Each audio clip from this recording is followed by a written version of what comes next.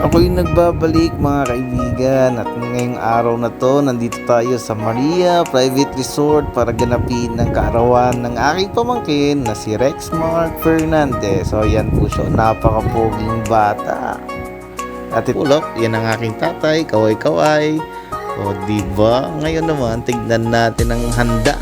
Kung ano man ang handa na atin dyan. O yun, prutas, ulam, at yun, ang vitamina.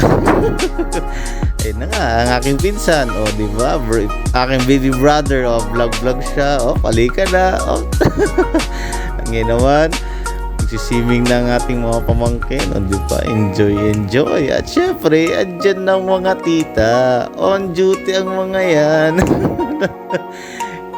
At yun ang aking brother, kasamang kanyang bunso, swimming, kaway-kaway, daddy, mga pamangkin. At nga pala, magtataka kayo kung bakit wala si Bossing, kasi hindi siya nakasama dahil siya ay may work.